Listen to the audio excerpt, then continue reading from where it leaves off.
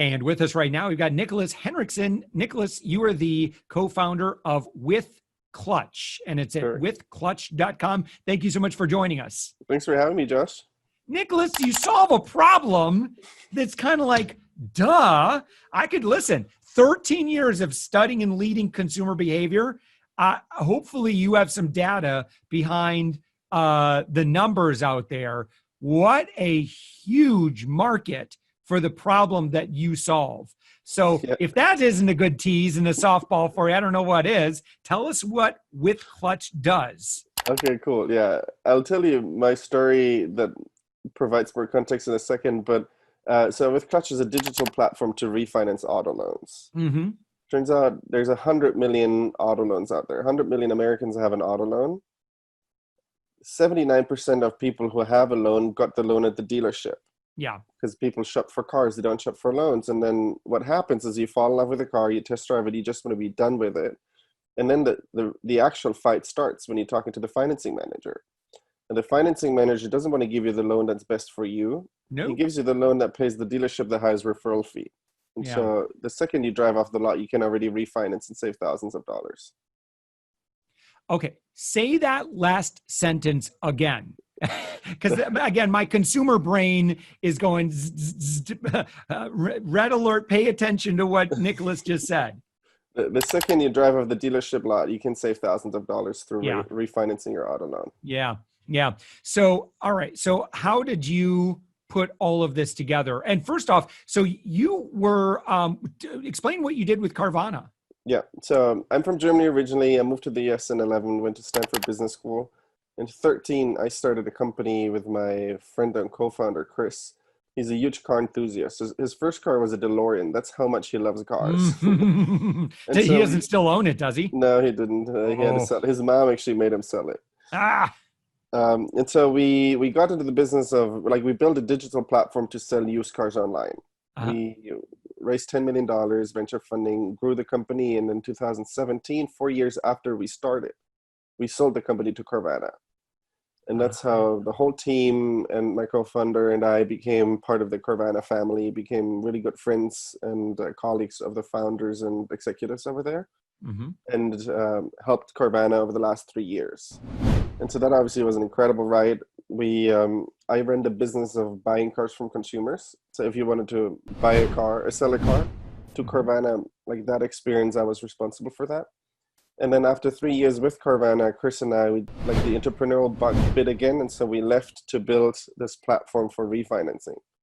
And the insight for it came when we were still running our own company and realized there were tensions between what was good for the business and what was right for the customer when customers asked us for loans. And so we wanted to give customers the best loans, but we also realized that the tension exists. And so if it exists, other dealerships might not do that.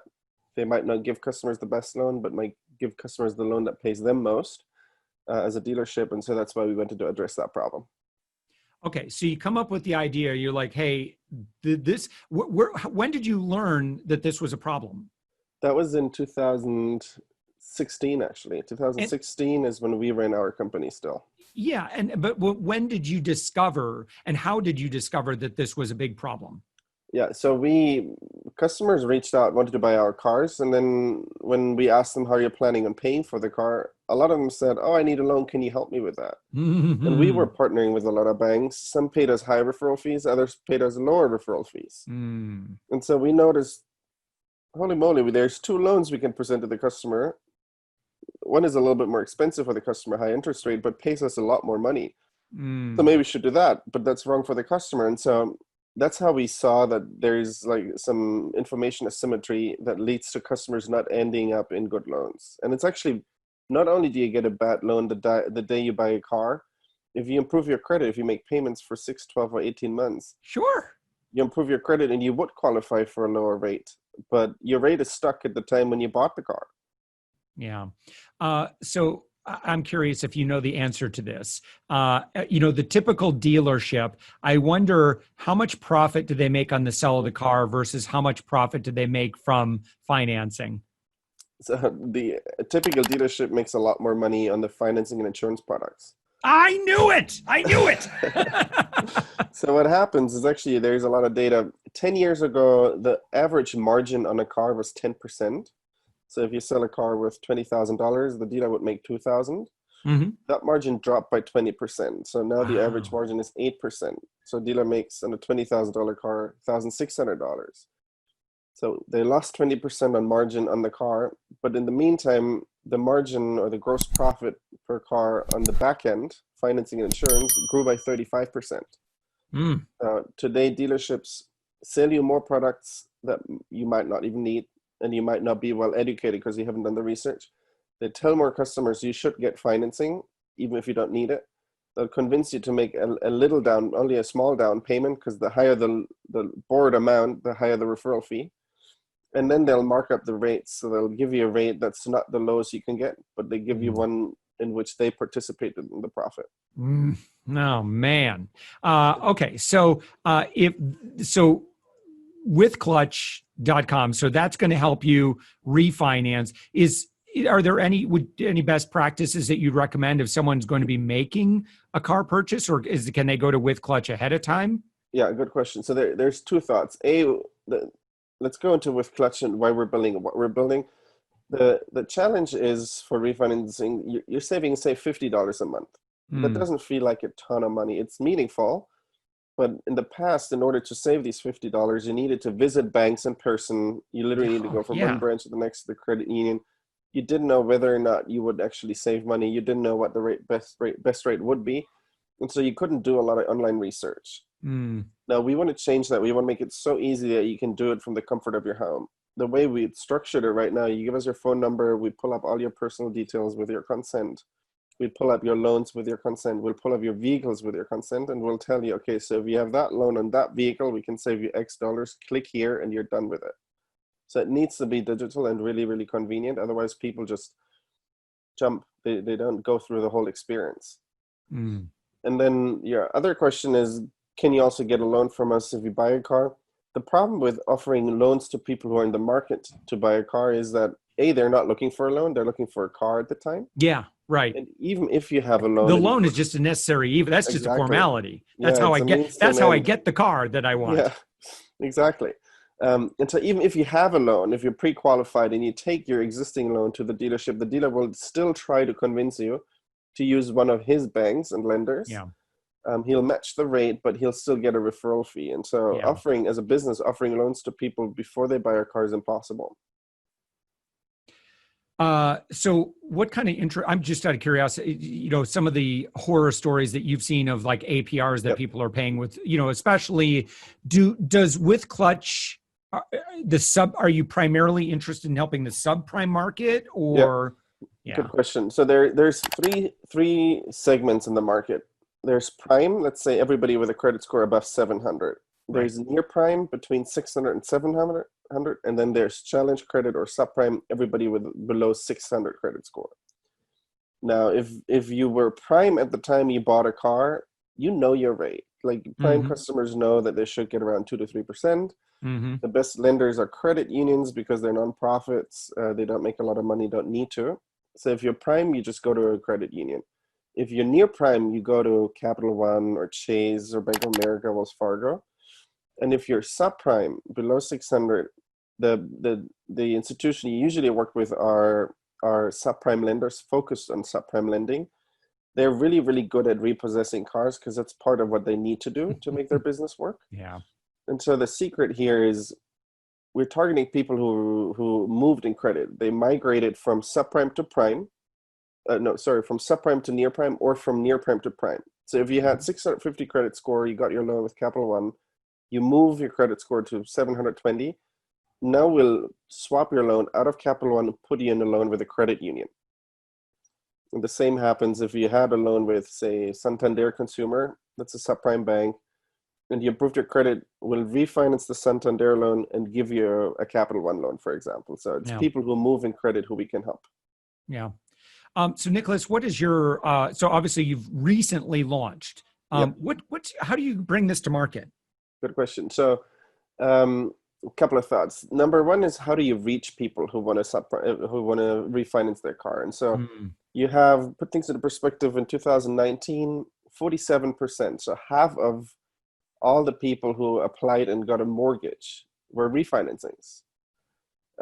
That's because interest rate drops. In the same time, less than 5% of all the auto loans were refinancings. And so people just don't know that you can do it. People are just not aware of it. And that makes targeting a little bit difficult, because on Google, for example, people enter, hey, for mortgage, people enter, what's the lowest rate on my house, or what's the best mortgage? In the car space, it's not like that. The majority of people don't look for how do I refinance my car. They look for how can I save on my monthly payments. And so in order to target people through Google, for example, you need to really understand the consumer. Just like you said, Josh, you need to understand the consumer and the mind and the behavior to catch people at the right moment in time to offer your service. Otherwise, it might just look like spam at the time.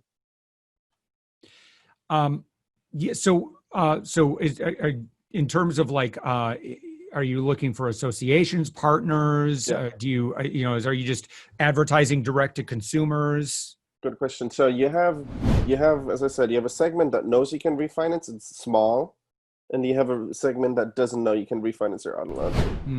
Even the small segment is more than 1 million searches on Google every month. So there you work with Google, advertise on Google, and then present your value proposition to people who are looking. Yeah. People who don't know you can refinance, that's where partnerships are really handy. You work with credit repair companies, for example, or you work with personal finance bloggers who talk about personal finance. And you tell them, hey, present my value proposition so your readers and your audience can hear about it. You go on podcasts so you can get the word out. So these are a lot of channels that have been working for us.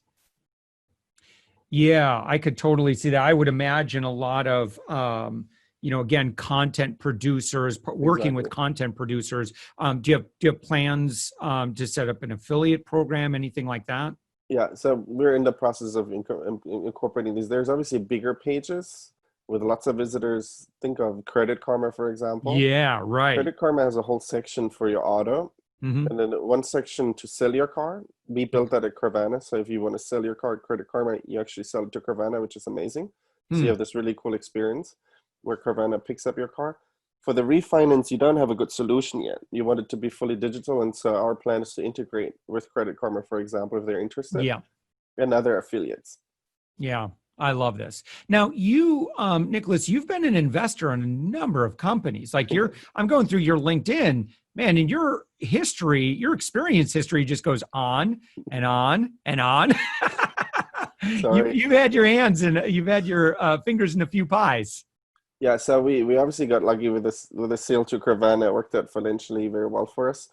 And so now what I want to do is do what a lot of people did with me. They helped me get started. Yeah.